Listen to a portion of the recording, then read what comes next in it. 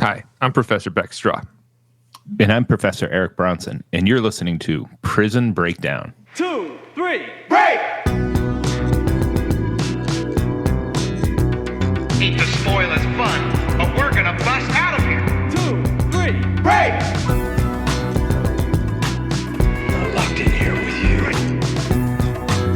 You're locked in here with me. 2, 3, break! I can honestly say I'm a changed man. No danger to society here. God's honest truth. 2, 3, break! I'm not leaving this cell. I'll get out my way. The right way. 2, 3, break! Ahoy, dudes, and welcome back to Prison Breakdown. It is so good to be back. It is so good to be back. It's been far too long. We had this good podcast going for a few weeks. You would have been amazed by it. You probably haven't listened to it, but it was the Bronson free version. It's the really Bronson good. free, so much better. So much better. It's got to be. My parents Now, listened to it. They were like, "Oh, you guys are so funny together." now we are going to dumb it back down. Let's do this. Let's introduce ourselves first, shall we?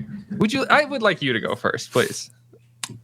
Oh, I'm Professor Eric Bronson, and I'm the one who's going to make this understandable for those of you with, as Trump likes to say, the highly uneducated. I am professor of criminal justice at Roger Williams University School of Justice Studies. My background is inmate, or my areas of expertise are in inmate subcultures and prison. And that's what I love to study. And that's why we have this amazing podcast that we do. And producer Britt. Oh, I actually get to introduce myself for once. Oh, yeah. Wow. Yeah, you've been my co-host for the last few episodes. Well, you should be introducing yourself. I am the producer of the show, recently demoted back to producer from co-host. Co-host / producer. No, you're And greetings to all. I am Professor Beck Strah. I am an assistant professor of criminal justice at Roger Williams University, former prison instructor, former corrections officer, prison researcher. I've done a whole bag of tricks around the prison. Prison admirer. Prison admirer, yes. Yes. I write letters to prisons and leave them at their doorstep. Admire them, yeah. I secretly admire them. And I have a love of checking out new prisons. That's something that is a passion. So, keeps me interested. And how are we today, my friends? We are rejoined by our co-host, Eric Bronson. How you feeling, Bronson? I'm feeling great. Ready to have a fantastic podcast here. Definitely have a great show. I absolutely love what our topic is today, and looking forward to being there in a couple weeks. Things are good. Things are good. So, you nervous at all for being back? Wait, worried you lost a step? Oh, I know and I know the show has not, has lost a step now that I've returned. We're it's not going to be what it was the past few weeks when I was recovering, but unfortunately, I got to help bring it back down to earth, and make sure there's nobody subscribing. Oddly, I have had a few listener recommendations that we do another episode on Prison Break, the show. It's so we might have to do more of that down the line. I'm looking forward to talking more about bad tattoos that you zoom in and you see hallways. It's pretty cool. Love that. Yeah, very cool. Yeah, you two are tattoo guys. So like, you should get the Prison Break tattoo. Why not? Who, me? Yeah. Well, I figured, show your dedication. Since I had that major surgery on my neck, I was going to get my next tattoo was going to be one that shows the hardware that's all on my neck, all screwed up. So maybe while I'm doing that one, I can have one of Prison Breakdown somewhere. Oh no, I meant the tattoo of Fox River Prison from the show Prison Break. Oh, Yes. No, I was talking about doing one for our podcast. Oh, cool. And you're talking about getting a robot tattoo, like that shows all your No, just robot all the busted up, mangled hardware pieces that are in my neck on my spine. No, that's cool. Yeah, That sounds like some robot shit, though. well, I guess so. Cyborg type stuff, right? Yeah. If it's not organic, it's robot, bro. All right. Well, are we ready for a little news hot off the razor wire? Sprinkle it in, baby. Fresh news, hot off the razor wire. All right. Unfortunately, I do not have good news today. I have disturbing news. Last week in Massachusetts, 2 correctional officers stabbed and 3 others injured at Souza-Baranowski Correctional Baranowski. Thank you. Yeah. You sure? I've spent a lot of time there. It's you got the New England accent though. You're trying to say it like you're from Alaska. Correctional. Yeah, but Center. I say it how people in New England say it, which is how people say it. Baranowski. It's a person's name. They dropped the R. All right, 2 correctional officers were stabbed and 3 other officers were injured Wednesday in an incident in Lancaster, officials said. The incident happened late Wednesday afternoon. In a statement Wednesday night, a spokesperson for the State Executive Office of Public Safety and Security said all 5 injured officers were taken to the hospital. Spokesperson Scott Cruteau said the State Department of Corrections received a report of multiple injured officers at 6:20 p.m. The 2 officers who were stabbed were assaulted by inmates. The 3 other officers were injured while responding. Several ambulances were seen leaving the area around the prison Wednesday evening, and some heading to UMass Memorial Hospital. The big thing to come out of this is that they said that this wasn't a random act. This was an attempted murder on a correctional officer. That's what they're so upset about, and that's what the staff is really infuriated, according to the union president, Dennis Martin. He also said this is unacceptable. Things have to change. These people have to be held accountable for this, and I'm sure they will be. But I was just wondering if, when in all of your time working at an institution, did anything occur, any staff attacks or assaults while you were on? Yeah, there was this little scrappy guy. I can't remember his name. He was locked up in Max, and he was let out one day for his wreck by my coworker, this guy, Fletcher.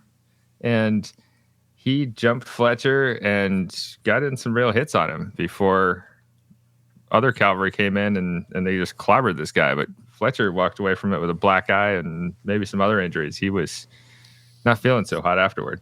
That's the only one I can really remember, other than some scuffles in booking where somebody would come in drunk and we'd see an injury like that.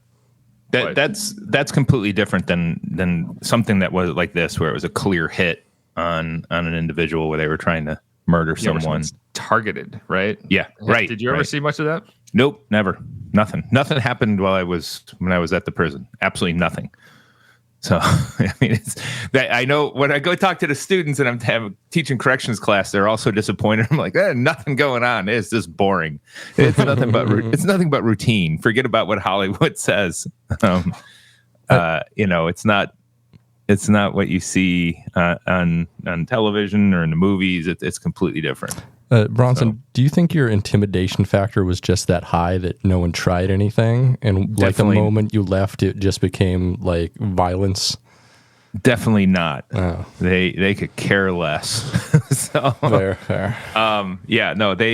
I really think that one of the things that I've talked about, if that where Hollywood goes wrong, is it does show way too much violence, way too much rape. That's not what's happening there, especially at prisons. Now, jails, I think, are they're far more unstable.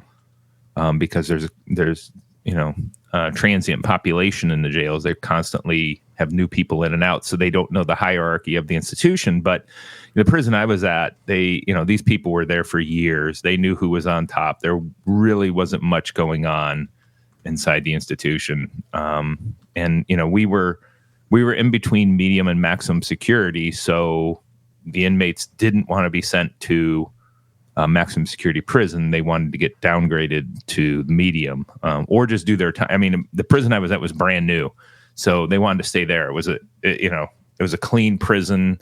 They had good recreational facilities for the inmates. So yeah, I think that's what helped keep it down. Yeah, we don't often hear when somebody is jumped like this, like a staff member, we don't often hear anything about what the relationship is between them and the inmate and like why they're targeted. Often, I'm sure there's no real reason. It's just an inmate who feels they've been slighted in some way. I'm always interested to hear, like, why did they feel slighted? What happened in there qualitatively that set them off? What is going to flip that switch? And it might be helpful to have more of that knowledge so that we know how to prevent future assaults too. Yeah, absolutely. And that's the thing. It could be, something that it could have been just as much of a, the wrong semantics were employed or the wrong look was given, all the way up to they might have a previous relationship on the outside, or who knows what was going on, some type of dealings. But this is something that we can't allow to be going on inside these institutions. Right. It could be something as simple as I'm having a bad day and it feels like this guy slighted me in some manner. And then it just flips a switch. Agreed. So that is the news hot off the razor wire. Get well soon, corrections officers and presumably inmate.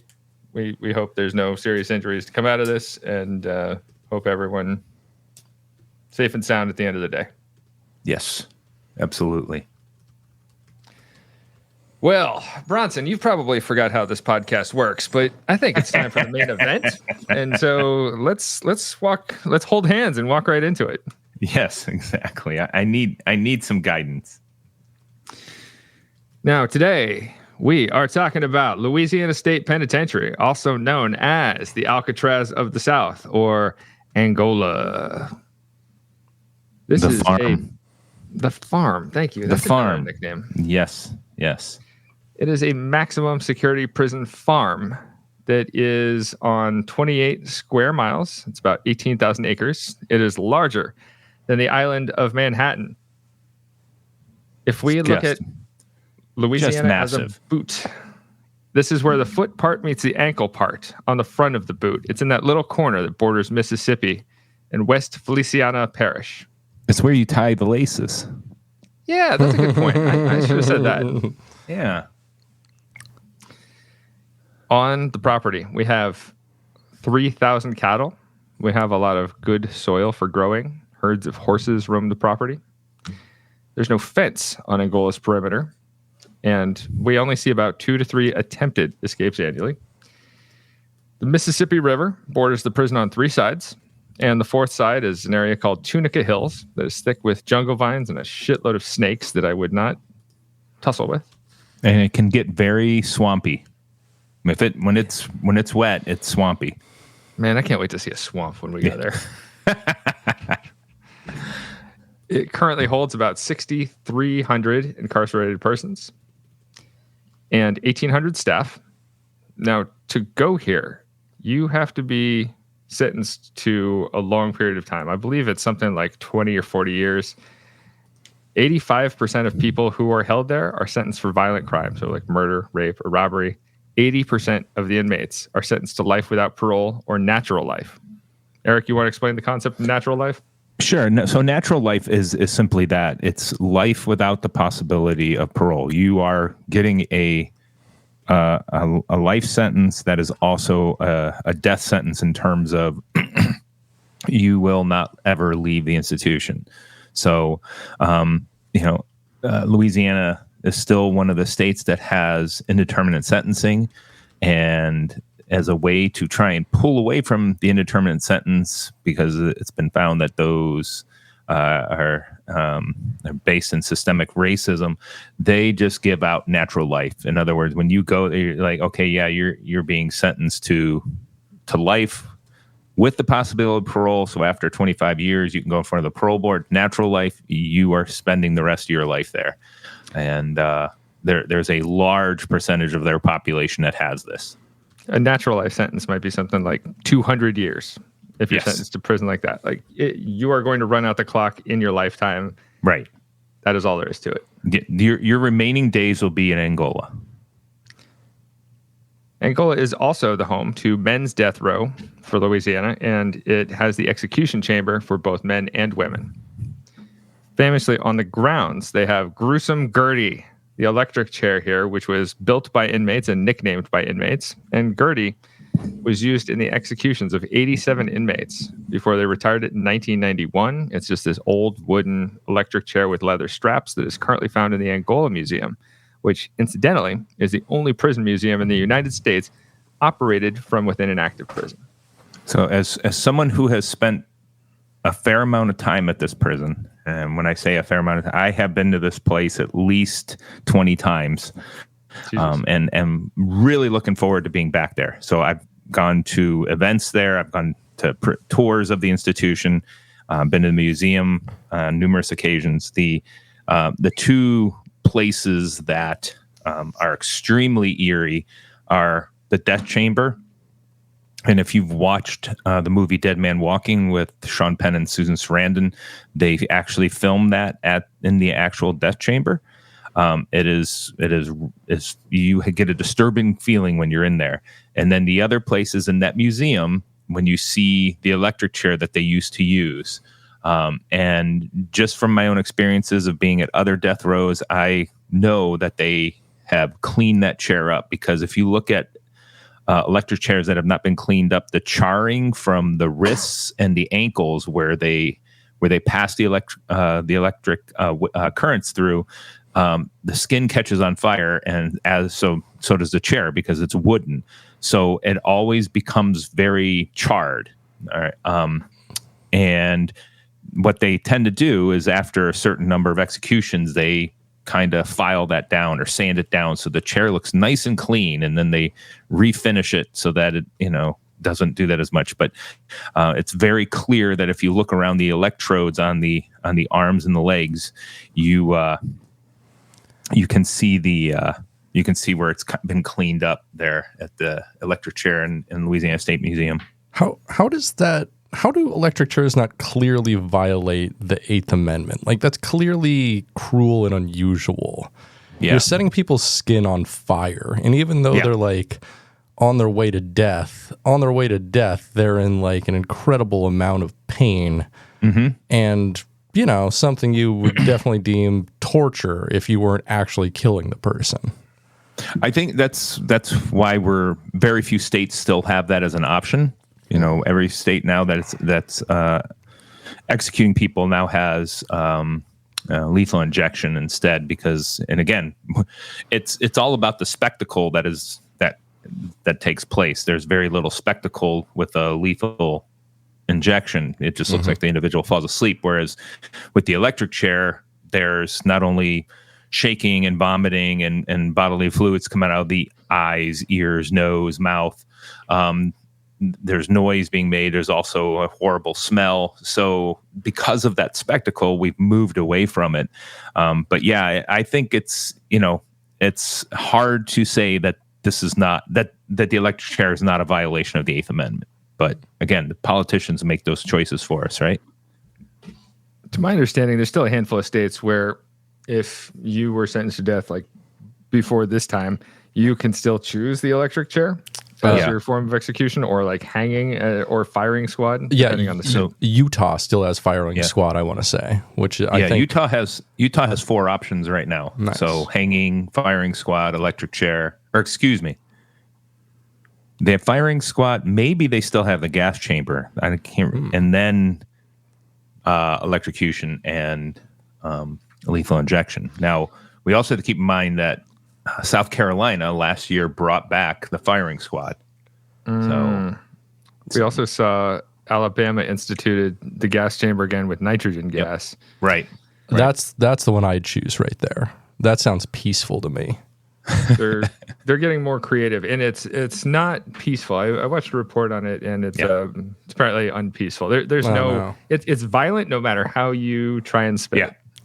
Well, and then here's the other one is Georgia has been working with engineers to try and figure out a way to bring the guillotine back, and to keep it so. And they're doing things like heating up the blade that goes through to a certain temperature so that it cauterizes and there's not blood spilling out everywhere. Again, it's about reducing the spectacle. If there's no spectacle, people will see it as, as being humane and painless and not violating the Eighth Amendment. So speaking to surgeons who use, there's this, I forget what it's called. It's a hot knife that they use. It's like a scalpel that is electric and it heats up, and they use it to cut through the skin more quickly and easily. And apparently it makes a smell that it smells like lunch cooking, which is... All right, Hannibal Lecter. I don't want that. When I got my vasectomy, they cauterized the ends of your vas deferens, and I was like, is someone cooking steak?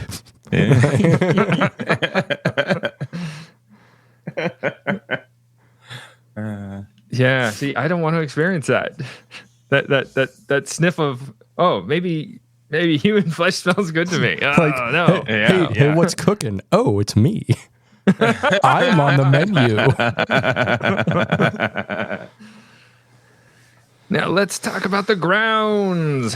The structure of Angola consists of administrative buildings, the main prison, and several out camps. There's cinder block buildings to house inmates in these camps. Most of them were built in the 1950s. The dorms have cots with inch-thick mattresses and locker boxes that are 18 by 18 by 24 inches for inmate storage. They have steel toilets with no partition, so you're just exposed to the dorm. Just last summer, they've been dealing with a lot of heat issues because the dorms don't have air conditioning, and temperatures have been going higher than 130 degrees Fahrenheit. So guess what inmates are supposed to do in these circumstances? Any guesses? Yeah, they go out and work in the fields. They're told to deal with the heat by spraying the dorms with a hose from an adjacent yard, and some actually deal with it by spreading water from the toilets onto the concrete floors and then sleeping in that toilet water to keep cool. No, that's indeed. Awful.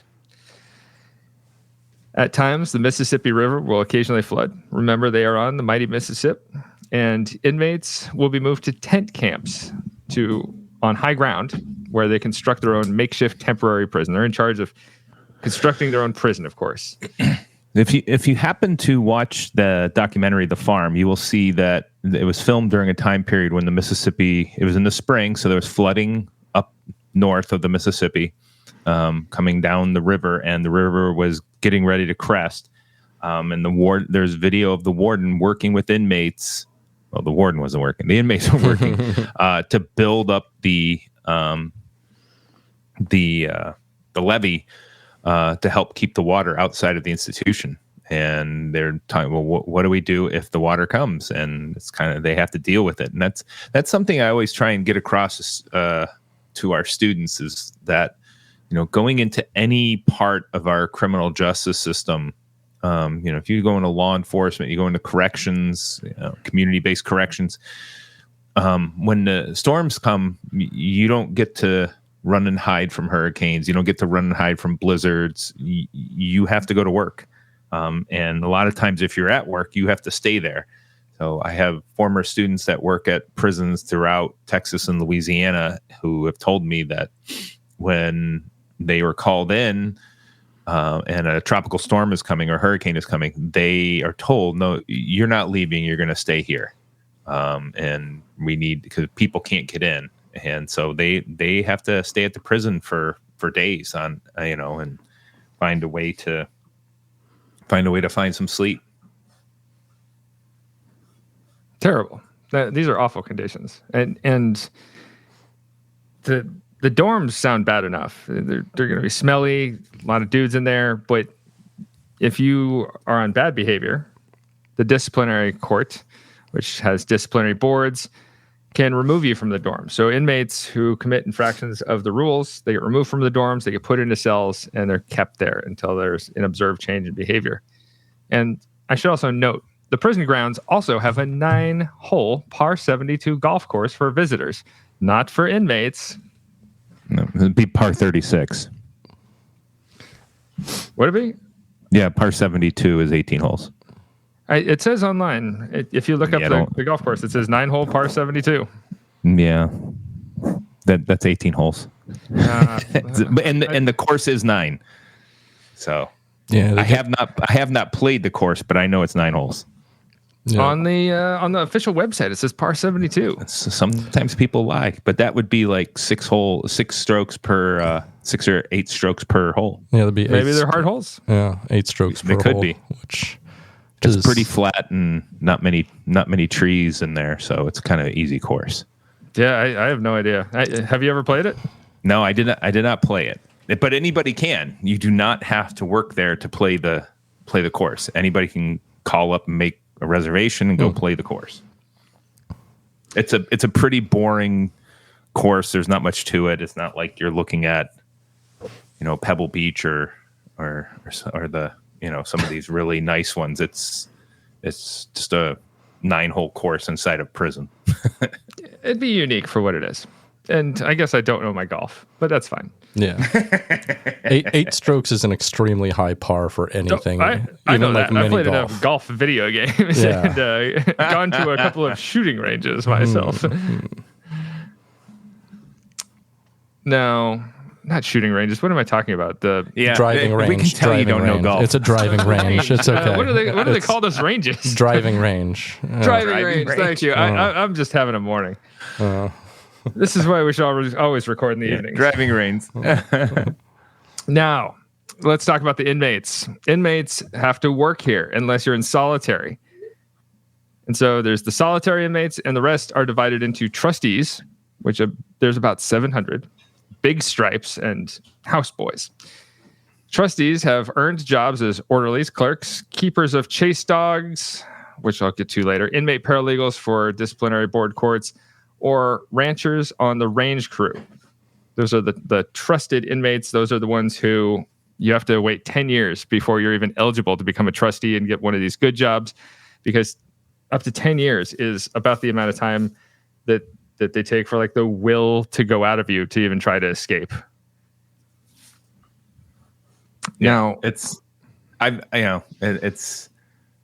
was going to say, I'm having seen what they do, you can tell that there's not a lot of motivation to try and, it's not that, people don't want to get out, but they wear them down there. They are wore down inmates. The big stripes are the grunt work. These are the inmates who are picking crops. They're hoeing and clearing weeds. They're mowing grass. They're digging graves. They are supervised by mounted and armed guards. The big stripes earn 4 cents an hour, and trustees make up to 20 cents an hour, which is considered like the better wage by far. We also have the houseboys, which seems like a very racist name from a very racist time, just slightly adjusted so it sounds slightly less racist, which are a select group of the best behaved inmates who are picked by the wardens. They wear white uniforms and they do all the cooking and cleaning for prison administration. And so just one of the things that I think it's kind of important to understand. So when the bus arrives from, New Orleans and the assessment center, a lot of these individuals get classified within the first couple days and sent out to their appropriate camps. And normally if they're there for a violent crime or very long stay, they're sentenced to, or their first housing unit is what's called Camp D. It's for the younger, more violent. It's the higher security.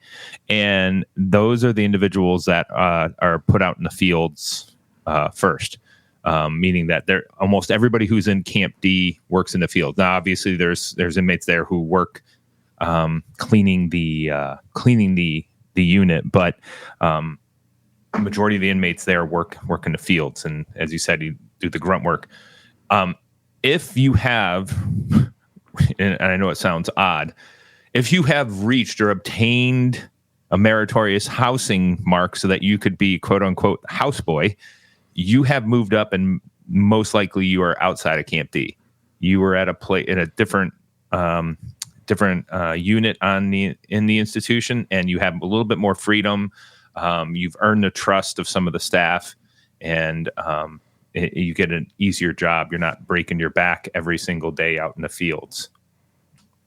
And I can't stress enough, when you see the inmates lined up, walking in their uniform, heading to the fields with an officer on a horse carrying a shotgun, you just feel like you are back in slave times. I mean, to see that, it's so spooky to see this. You're like, okay, this is reminiscent of slavery, because you just see inmates carrying farm tools, and they're just walking 2 by 2 out to the fields or back in from the fields, and you've got an officer or two on horseback with a gun, and it's just really creepy.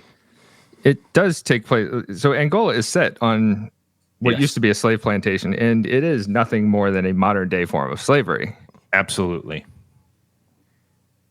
Absolutely. Carry on. The other category of inmates I mentioned are those in solitary confinement. They got rid of Camp J a few years ago, is my understanding, which was formerly the solitary confinement camp. But in solitary confinement there, you can expect no natural light in the cells, some old light bulbs, no circulating air, and they can have up to about 1,500 inmates in solitary at any given time. And these inmates, if they're really bucking the trend and pushing back, they might receive food in the form of food loaf, which is all the ingredients of the meals that are run through a blender and served as a gelatinous log. Yeah, yummy. Well, and here's one of the other. We should try one food of the other log really, for the podcast. Here's one of the other really important things to know about prison there, and this is something I'm sure you two will appreciate, being from Alaska, because we've heard about your summer birds, known as mosquitoes. The mosquitoes down in Louisiana are relentless and just eat people alive down there when they're in solitary, because there's nothing going on, and they get in there and just tear the inmates up. That sounds very unpleasant. Inmates at Angola, though, they're forced to work as part of their rehabilitation, as they say, quote unquote rehabilitation. And once an inmate is cleared by a prison doctor, they can go to work. Inmates, as I mentioned, do earn a very small amount of money for their work there. Half of inmate savings are put into savings accounts, and they can spend some of their other money that they receive on commissary. The commissary there is expensive as food is on the outside, so earning 4 cents an hour or 20 cents an hour isn't going to be helpful for earning to be able to spend. But the jobs out here do include harvesting corn, harvesting cotton, harvesting soybeans, sugar cane, and wheat, manufacturing mattresses, printing license tags, working at the magazine of Angola called the Angolite, which is cool. We can get more to that in a minute. Shining shoes for the officers and washing their cars. Angola also has a radio station, a TV station, and a fire station all of their own. Now, Eric, can you elaborate on this? Yeah, well, just the whole thing. All of those things you mentioned are so unique and specific to Angola. I've never heard of any other prison having a magazine, and it's run by the inmates. They write the articles, they publish it, they send it out. I have a few copies running around. It's always fun to get a new subscription each time and see what they're focusing on, and it's things from they'll have religious writings, they'll have other types of support type of writings, self-help. They'll have sports updates. They'll have, updates on the staff, all of that kind of stuff. It's a really unique publication. But then also them having the radio station. Now you don't get the radio station outside of the it doesn't broadcast that far. Again, remember 18,000 acres is massive. So they have it's a very small area that it broadcasts to. But again, very unique. The inmates obviously apply to be the DJs. And when you're a DJ, you get to select what is on air. Now, they don't have a huge collection. Most of the time when I've been able to listen to the radio station, it's mostly gospel and or blues. So, but again, I look at both of those and the television station, all that stuff. Those are great opportunities for inmates to be doing something with their time rather than what was going on here in Massachusetts, where they're obviously sitting there trying to figure out how they're going to murder a correctional officer. So things that keep the inmates busy that are unique, that I don't think they get enough credit for it. Yeah, and there are some trades that can be learned here, like automotive repair, culinary arts, and plumbing. Like any prison, I'm sure that they don't have enough slots for everybody who wants to participate in these programs, and the programs themselves are more meager than they should be. They also have some college classes that are characterized essentially as they're run by a seminary school, so they can get 3 kinds of degrees. It's like general studies, theology, and I forget the third one. It's like Bible studies or something like that. Yeah. But they should be able to get education out of a Bible college, though, too. It shouldn't just be that. Yeah. Yeah. Well, and, this goes to what are the real options available to them in terms of their education. And, it's when it's something that specific, and here's the only ones you can choose from, and you got to buy these books, and where does the money from those books go to? Yeah, who's willing to make their way over to this like desolate corner of the state that's far away from everything, and you get the Bible college? It has problems. Yeah, and they do have some other options, like they do allow missionaries from their church to go to other prisons and preach. They will occasionally allow inmates to teach CPR to people outside of prison.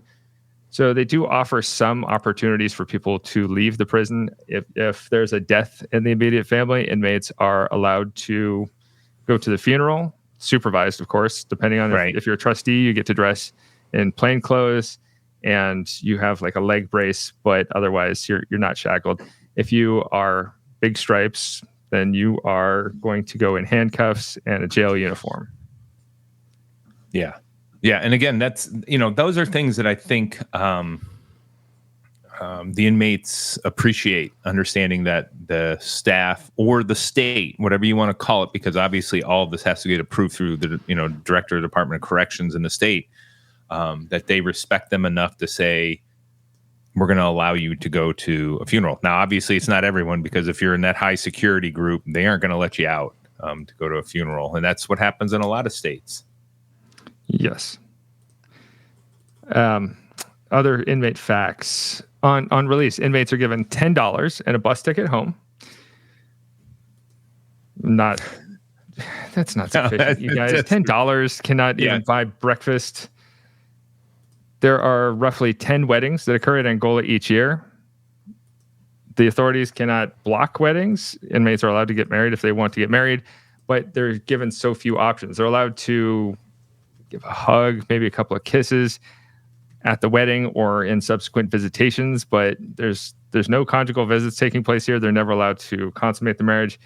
Being that most people at Angola are going to die at Angola, this marriage doesn't really have a future. You don't get to experience marriage in the very real sense that you are making these decisions together.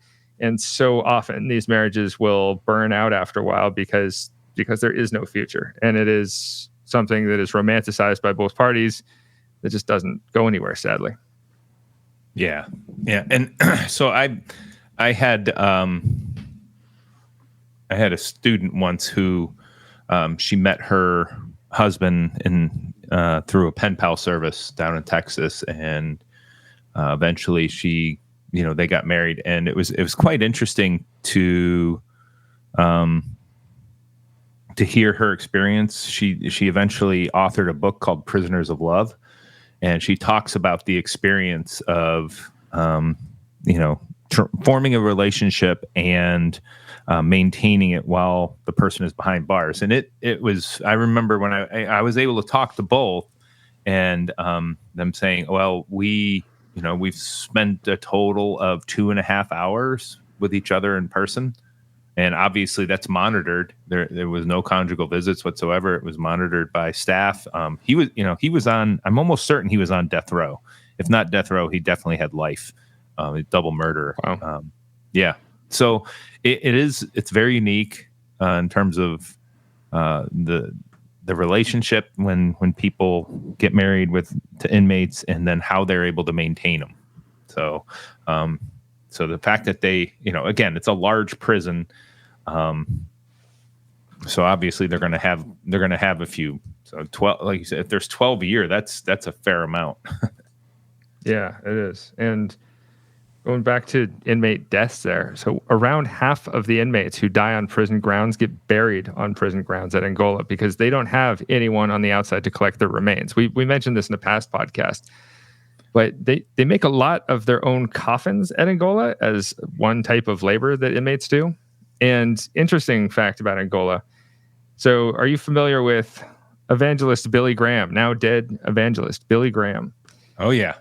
So his son Franklin was doing a tour of Angola, and he says, hey, I bet my dad would want to be buried in one of these coffins, which is such a weird thing to think of one of your parents before they die. And anyway, now Billy Graham and his wife Ruth are both dead and buried in coffins made by the inmates at Angola. Yeah. Well, that's something when, again, we are heading there in 2 weeks.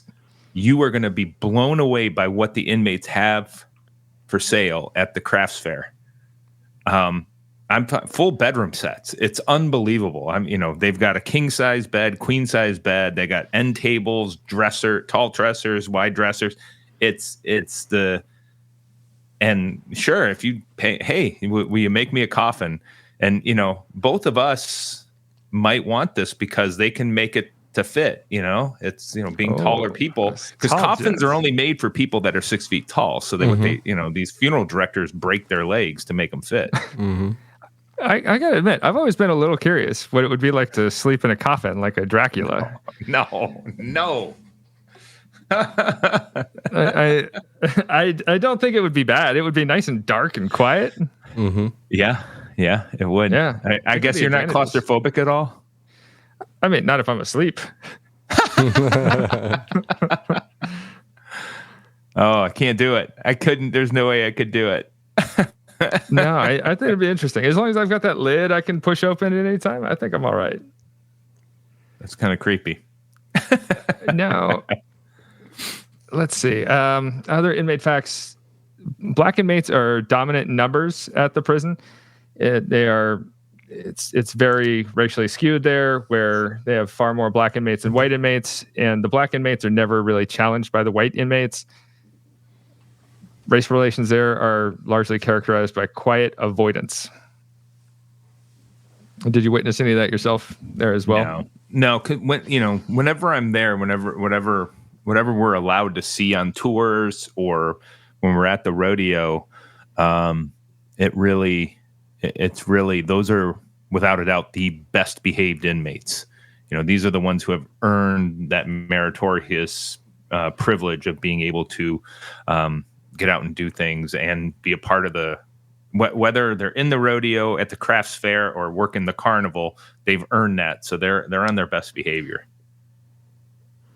I do have one more thing I'd like to highlight there, which is the prison rodeo. We're going to have to make this a two-parter. I've got way too much information on Louisiana State Penitentiary.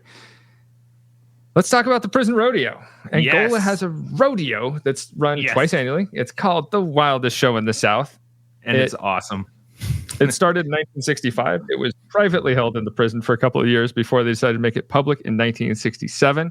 They have had a few stadiums built up over time, and their most recent stadium, they got a $500,000 donation from an outside group for materials, and then inmates built the whole stadium, and I believe it holds around 9,000 people. Does that sound right? Yep. Yeah, it's about 10,000 seats. It's surprisingly large, and they run one rodeo every Sunday in October, and then a Saturday and a Sunday in April, and they always sell out. So it runs twice annually, and all proceeds go towards the Louisiana State Penitentiary Inmate Welfare Fund, which pays for inmate recreational and educational supplies and pays for stuff like the funeral trips if inmates need to go outside the prison for something like that. And this has been going on since the 60s. Some major events include bull riding, barrel racing, cow milking, calf lassoing, and there's a few unique highlights. Yeah, so that's one of the things that's really important is for our listeners out there. If you know rodeo, like the PBR rodeo where they're riding bulls, or if you go to rodeos for fun, this is not what you think of for a normal rodeo. First off, the inmates are not allowed to practice. It's not like they get to go spend time trying to ride bulls or milk a wild cow.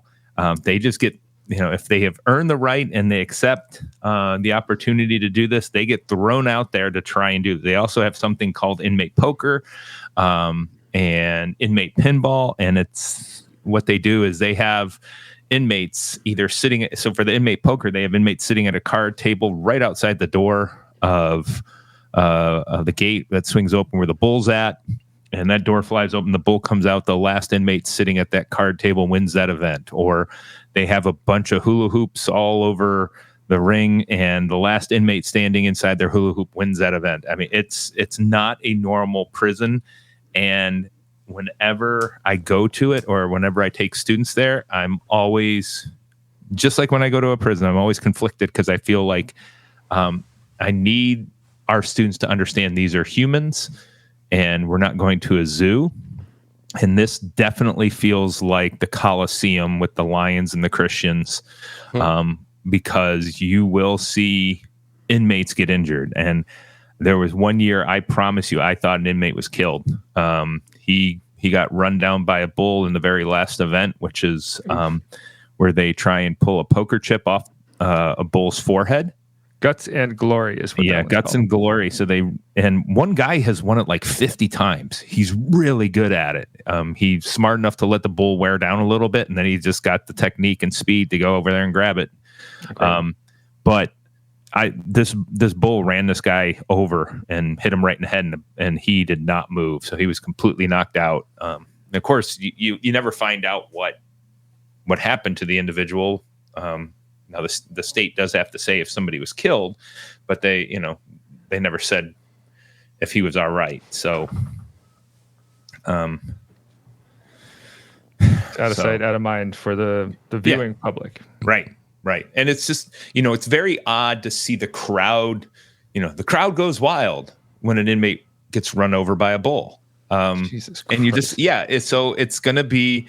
One of the things as a good sociologist that I am, right? The good sociologist I am, watches the crowd more than I watch the rodeo, because you're so interested in what's being yelled, what's being said, the reactions of the crowd. I mean, you will see inmates get launched up into the air 10, 12, 15 feet and land, and you just know they're hurting, all for the opportunity to try and be top cowboy and win $500. And I should mention, a lot of these inmates are inexperienced. They've never done anything like this before. One thing I've been talking a lot about with my grad class is the question, is this coercion? Is this exploitation? Nothing in prison is uncoerced. There's always this element of coercion. And watching inmates do this, there is definitely this element of exploitation that's there. They want to be seen by the public. This is their opportunity to get out there. Some of them sell crafts like rocking chairs, tables, signs, toys, bowls, birdhouses, anything you can think of. And like Eric said, full bedroom sets. And others put themselves in harm's way for this rodeo, but it's their opportunity to get out there and show that they're more than just inmates. They're people as well. Yep. And so the other thing is not just being seen by the public. The prison dangles two prizes out there for them. If you win that Guts and Glory, if you grab that poker chip, that's $500. So we'll see 60 inmates running around that pen trying to catch that bull and grab that poker chip off in that very last event. If you if you are top cowboy, which means you scored the most points in all the other events, you also get $500. So they're dangling $1,000 out there in front of these individuals. And I've asked my students a lot of time, how many of you would get into this ring with this bull right now and try and pull that poker chip off for a chance to win $500? And there are a lot of, folks who are, yep, that machismo gets going, their hand goes up. You're like, I would do it. But I don't know. I've been around enough bulls on my in-laws, and I'm not getting in there. So think about it like this. If $500 is at stake and I am a trustee, I'm up to making 20 cents an hour, which is, I'm a high earner at Angola. Right. That's 2,500 hours I would have to work to earn that same amount of money. Exactly. Which is absolutely wild. Yeah. Yeah. And so, of course, there's an element of exploitation going on there. So how bad are we that we're supporting it for $20 per person to get into the door, and then every other thing we buy at the fair or the carnival? And wait till you see the food that they have. They have fried Oreos. They have hamburgers where the bun is a Krispy Kreme donut. They have fried Coca-Cola. I mean, just everything that is horrible for you to ingest, they have it for sale there. It's unbelievable. What if it's fried Coke Zero? I don't know. Would that still be bad for you? I don't know. I don't know that you can fry Coke Zero. I think you need the sugar crystals to do it. So that's going to be the end of part 1 for Louisiana State Penitentiary. Next time, we'll be talking more about the history, some of the notable wardens, and some of the notable inmates of the penitentiary. I should also mention this episode is sponsored by Roger Williams School of Justice Studies. Yeah, let's hear for the School of Justice Studies with criminal justice, forensic science, cybersecurity. Oh, boy. We also have graduate programs. Oh, wait, I forgot legal studies. We have legal studies. So if you're interested in studying the law, going to law school, we have graduate programs in criminal justice, cybersecurity, masters of public administration, and leadership, all available for our students to further their education and get promoted a whole heck of a lot more easily, quicker, and get that money. Go make that money. Yes. I would also like to mention happy birthday to us. We made it a whole year of this podcast. Really? Yes, we've had our ups. We've had our downs. This is our anniversary?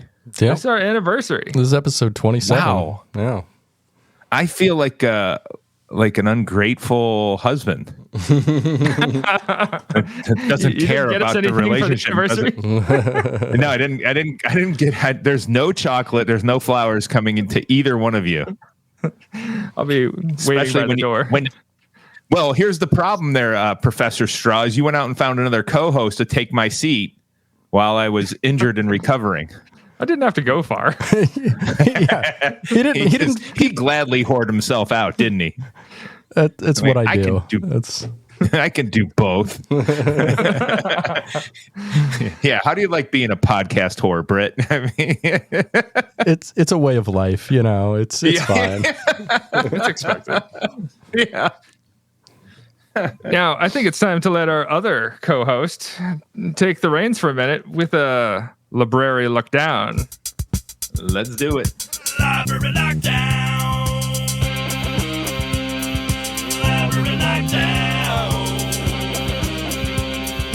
Come on in and take a look, 'cause it's time to review a book. Said library lockdown.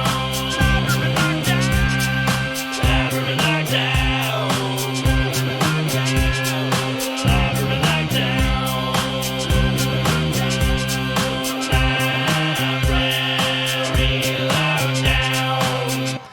Alrighty, time for a library lockdown. So this week, I went ahead and read Gang Leader for a Day by Sudhir Venkatesh, written in 2008. It's a memoir that follows Sudhir's time as a sociology student in Chicago, and therein studying and nearly living in the Robert Taylor public housing projects. During his time there, he makes fast friends with a mid-level leader of a gang called the Black Kings, also a matriarch of the projects, and a black cop who came from the projects and feels a debt of gratitude towards them, as well as many more characters working for or with a now-defunct gang operating out of Robert Taylor and the surrounding projects. The book focuses largely on Sudhir's relationship with JT, a mid-level boss of the Black Kings, and how he views the world and interacts with it based on his material conditions. The book culminates and maybe climaxes with Sudhir becoming gang leader for a day and making decisions on JT's behalf, which I'm not sure I bought 100%, but was entertaining nonetheless. This was a pretty good book that provided a bunch of insight into how the economics and social interactions in a gang work. The book was extrapolated from a chapter in the 2005 book Freakonomics, so Venkatesh focuses largely on the monetary and sociological aspects of the Black Kings, as opposed to more nebulous or slice-of-life type writing. Overall, I really enjoyed it, although I started listening to it on audiobook and had to finish it on e-reader because the audiobook is narrated almost entirely by a very obvious white guy, and there's at least like 100 incidences of the N-word in the book. And and hearing this stuffy white guy just say that like over and over, I'm like, I can't do this. The important question, was it with a hard R? Yes, many hard R's. No. Which I mean, either way, I'm not that comfortable with it. But like, especially if it's an obvious white guy using the hard R, I'm like, I'm out. I'm out. We're not doing this. We're gonna read this one instead. Yeah. But overall, pretty good. I'd give it 3.5 out of 5 soups. Nice. I think this is. I read the book maybe 15 years ago in my graduate education. It is in a research methods class. It is an important book, I think, especially for ethnographic research, and it really helps to open the conversation for what is the difference between research and investigative journalism, which the line can be thin sometimes, but it is such an entertaining read. It is one book that you can use to turn people on to ethnographic research as well, and qualitative research in general. Eric, have you read this one? No, I have not. I don't believe in reading books anymore. What's your belief system around books then? No, they should be banned. All of them. Let's dumb down America. All right, great. No, I have not read this one. I also have a book to report for Library Lockdown, and that is God of the Rodeo by Daniel Bergner, published in 1998. This is the second time I've read the book in preparation for a trip to Louisiana. In the book, Daniel Bergner goes into Louisiana State Penitentiary to look at the rodeo, look at what the inmates go through there, and along the way runs into some issues with Warden Burl Kane, who is warden at the time, and questions some of his leadership, essentially. Burl Kane said he wanted editorial review over the book. Bergner said absolutely not, took him to court over it, ended up getting some access for the rest of the time he wanted to be there, but a lot of it questions, what is this guy really doing? Burl Kane, who we'll talk about in the next episode, he got a lot of credit for being a more progressive guy when it comes to running a prison, but a lot of it was Christianity and forced, hey, you have to get into my Christian programs and follow his word. Creation. Yeah, his creation, his own version. He created his own brand of Christianity. Yeah, it's very weird. And so if you are not you're not playing with the program that he wants you to play with, and which means going to all these church services and following the word of God, then you just don't really get privileges. And buying his books to do, he would have people do workbooks and, to make sure they understood properly his brand of Christianity. Yeah, it's wild. And anyway, it ends up being an interesting story. It paints an interesting portrait of Angola and gives you an idea of what the rodeo is like and why it's there. I give this one 3.5 out of 5 soups. I'd go 4. I'm tempted to go for it. You know what? Yeah, it's a very 3.75. good book. Yeah. All right, let's split that difference. No, it's a good book, and I think it does a good job of highlighting a lot of what was going on there at that time. That I was fortunate enough to meet Burl a few times at the rodeo, because he always made an appearance at the rodeo, was more than willing to talk to the public there, and just quick conversations.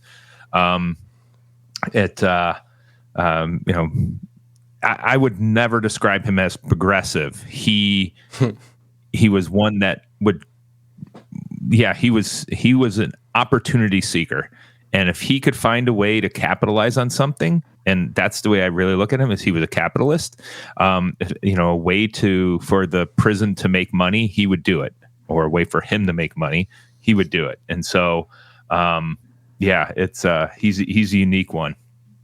Yeah, it's very interesting in how he was framed by the media as this progressive guy, but then you don't really see anything progressive that he's doing besides he talks a lot about how he lowered inmate violence in the facility and how things are a lot better. But we'll talk about some of the issues and the blurriness around what he's saying versus what's actually happening on the next episode. Yeah.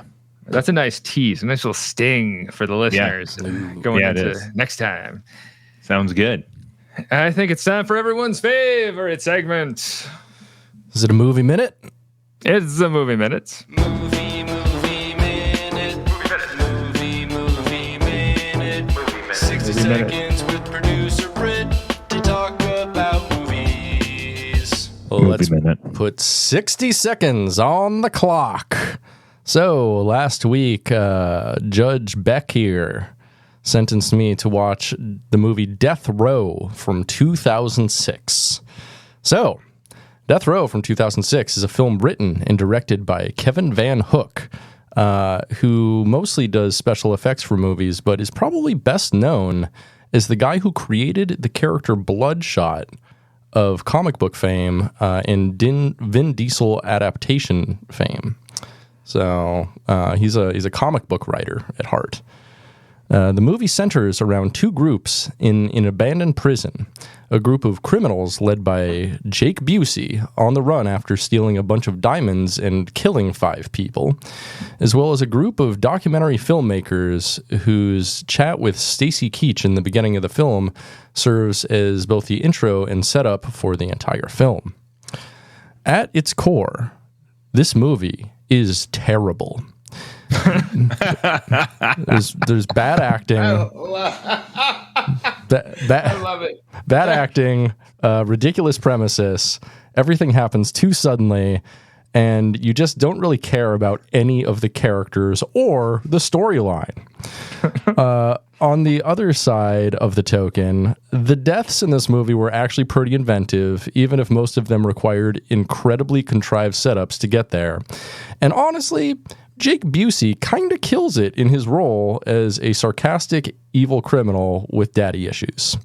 Sure, he's not 100% acting there. He's really born for this part. Yeah. So overall, the film was objectively bad, but I found myself fairly engaged for the most part, and even enjoying it at times. I'd go for 2 out of 5 soups. Nice. That's a win. For the way you started, 2 out of, that's not bad. All right. Okay, so I don't know if Judge Straw there has another movie lined up, but there have been a few movies that have been filmed at the farm there in Angola. Why don't you hit me with one of those? I was going to offer up one of those 4 for you. Yeah. And I was going to give you, I was going to say, you can pick from out of this 4. Oh, okay. All right. So I think they're all excellent options. The first one is I Love You, Philip Morris, because that was partially filmed there. Monsters Ball. Okay. Also partially filmed there. Dead Man Walking. Okay. But the one I would love to, and this one's going totally outside, is the documentary The Farm, Angola, USA. Okay. So I will be a kind judge and say you pick away. I mean, it sounds like you want me to watch The Farm, Angola, USA. So let's go with that one. Have you seen that one? I have not. No, I haven't seen any of those films. I figured you've seen the others. I've not seen any of these films, I don't think. What? Yeah, I know. I'm actually surprised myself. This is something. I just listed 4 movies, and I've seen all of them, and you haven't seen any of them. Yeah, that's a crazy. miracle. That is crazy. Yeah. I mean, unless it was like children's movies, some sort of He needs his animation. intelligence level. I was just like, holy crap! I watched some stuff that Britt has not watched. This is a miracle. No, I used to be a child care counselor, so I could go toe to toe with you on all but the most modern children's films. So, Well, no, I think. I don't know, Beck, how you feel about those. I think, Dead Man Walking, Monsters Ball, and I Love You, Philip Morris are all really good movies. So we're not punishing you this week. This is like you've earned a reprise, and you really have the option here to pick from some good ones. I have to admit, the only one I've seen is I Love You, Philip Morris. I tried to watch Dead Man Walking, and it felt like homework based on what I do. I will watch it eventually. We should do it for a movie May or something. I can't believe you haven't watched it, and we're going to the prison where the main scene was filmed at. Feels like Unbelievable. Homework. Unbelievable. Homework, bro. Wow.